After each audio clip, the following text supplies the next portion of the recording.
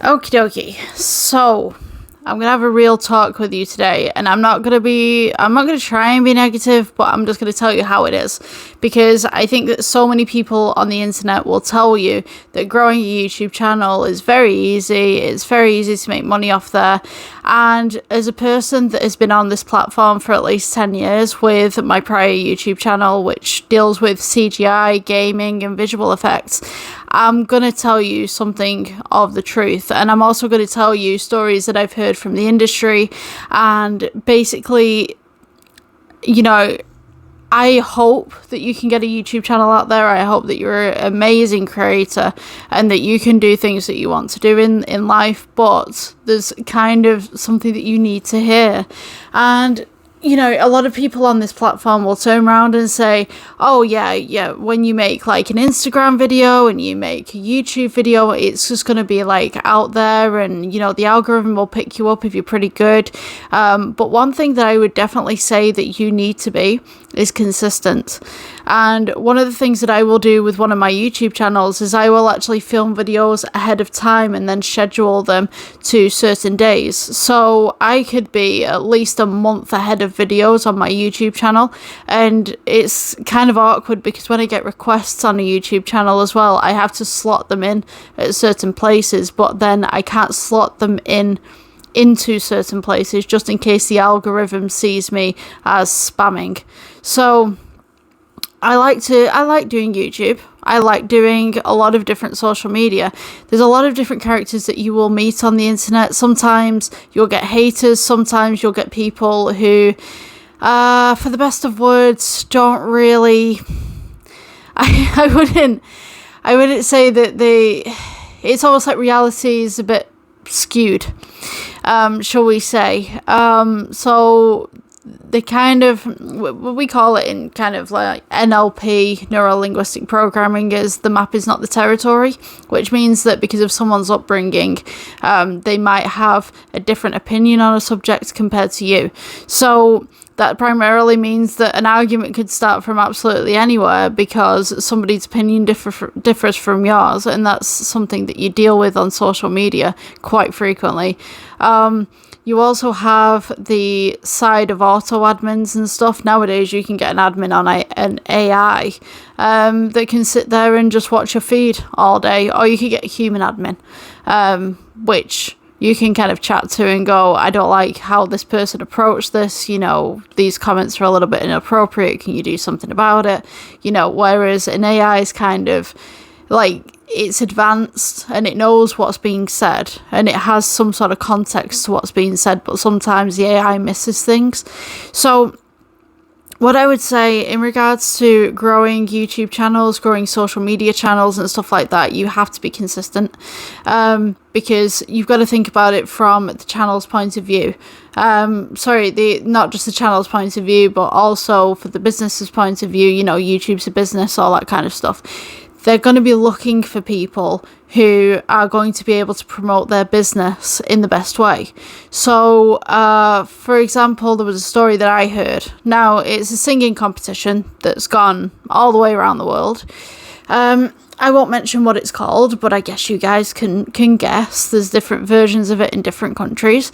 But we'll go ahead and we'll make a character called Joe. So Joe is one of the judges for a singing and talent competition, and Joe's job is to find people that can come and work for his company that can potentially make him money.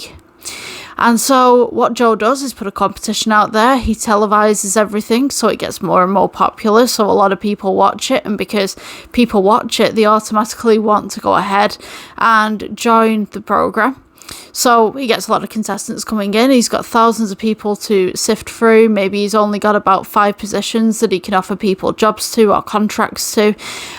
So what he's going to do is he's going to look at the people that are going through this competition. He's probably going to have a team that are going to go through people as well.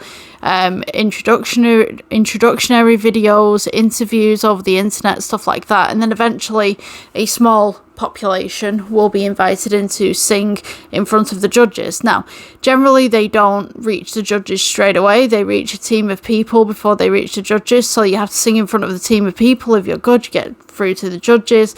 That's in theory what people think. But what actually happens is you go through there, and what they're looking for is they're looking for the good singers. They're looking for the bad singers. Because a TV show is going to look so much better. Like, you imagine a TV show that's going to have all of the great singers. It's going to become really boring, like really fast. And for some reason, during the 2000s, they kind of liked this competition where people were, I wouldn't say terrible singers, but they were bad enough to get on TV. You know what I mean? So it was kind of like this entertainment value. It was this weird entertainment value that I don't quite agree with, but it happened. So you'd have the entertainment factor of the bad singers, and then you'd have the entertainment factor of the good singers. So anybody who kind of fits in between those categories that was considered the mediocre people weren't really selected to go onto the show. And I mean, you could be like a really good singer and they'd just be like, no, there's no entertainment value here. You know what I mean? You don't have a stage presence. Even if you are bad at singing, you would have some sort of stage presence. You know what I mean? You had that one guy from Blackpool who was like singing, dancing with his little organ. And that was a stage presence that he had, but he was a terrible singer. You know, and they just went, oh yeah, you're on the show because it's entertainment value. You know what I mean? So what I'm trying to get at this is that whilst it was kind of an unfair advantage from certain points of view, you know, and I won't mention names, faces and places of who I'm speaking about, but, you know, the point that I'm trying to get to is when you're on YouTube and you're making your first videos, it may not be that your videos are bad. It may be that your videos could be filmed with the best cameras and stuff like that. It could be filmed with the best lighting. I know my lighting's terrible. Like, look at this pink. I don't like that. It's supposed to be purple light. It's like really pink. It's been bothering me for the last 5 minutes. I got to change that. But, you know, I could change it like right now if I wanted to, but it's all the way over there. So, but yeah, essentially when you post your first YouTube videos and stuff, they're going to be naff. They're going to be naff. You're probably not going to have any production quality, not the same as you would see in a movie or something like that. You're going to probably have like a phone camera. Mine right now is a phone camera. I don't have a 4K capability on anything. I think I've got... The back camera to this phone is 4K, but it doesn't work properly. So I'm using the front camera because it keeps out focusing and blurring my face. So for that purpose, I'm using the front camera. So that makes sense to me. I'm trying to use what I've got. So what I'm trying to say is, it doesn't matter how good your quality of your videos are in the beginning, as long as you kind of upgrade as you go along. But what I would also say is don't spend all of your money on YouTube, because YouTube takes a long time for you to get to that YouTube partnership. For some people, it's like, I can get to the partnership in 6 months. I've heard claims people get into the YouTube partnership in 6 months, but then I've seen it from my own channel. It's taken me a couple of years just to get to 1 million. You know what I mean? I've got to 1 million views. I think it was like 6 months ago, something like that. And I got 500,000 within that 6 months. So that was for the entire channel. You know, whereas somebody else might do some other videos that have just absolutely gone viral and they've managed to get the YouTube partnership in a shorter time. But there are a lot of people who are claiming that you can get this really quickly, you know, and sometimes you don't. Sometimes you're waiting for years, and that's something that I wanted to discuss in this video. Regardless whether you're consistent or not, you know, there'll be someone like, you could have a YouTube channel publish 500 videos, something like that, and someone will come along and publish one video and they'll get thousands of views. It's how it works. Because, you know, they posted at the right time, the right place and stuff, which is another thing that you need to look at alongside your consistency, is look at your analytics and post your videos at random times. Sometimes on my main channel, my goal is to get a video out 10 o'clock every single day. But what I've noticed is that if I publish a video at 4 o'clock, I get the same amount of views that I did on the 10 o'clock video, which is great, because if I publish 2 videos within one day, I've got double the amount of views, which fantastic. But if I take those videos and I post them at 9 o'clock at night, no one's seeing them because everyone's asleep. You know, you kind of got to look at time zones as well. I think 9 o'clock at night for me here in the UK is roughly, I know you guys have got Eastern Seaboard over in the States and stuff like that. So I think like you're at 5 o'clock, something like that. And then, of course, you've got Russia, which is 2 hours ahead of the UK, I think. Someone's probably going to correct me on that one. I think Berlin's an hour ahead. France is an hour ahead of the UK. Russia's 2 hours, I believe. Something like that.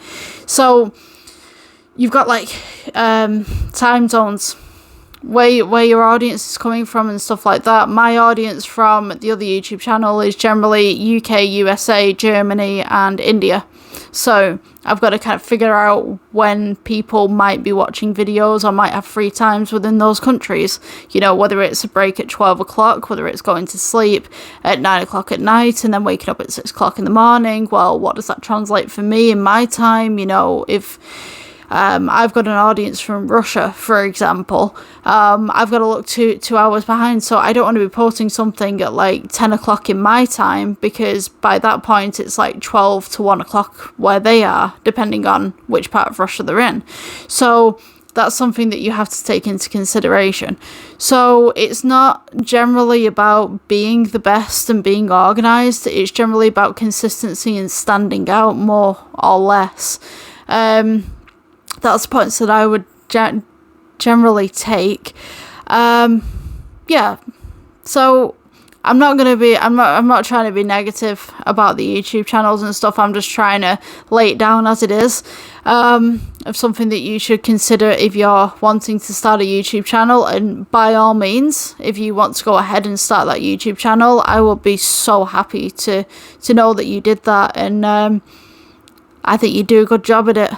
Definitely try, at least, because, you know, you don't want to be older and go, what if? You'd rather turn around and go, you know what, give it a good go. And, yeah, good luck.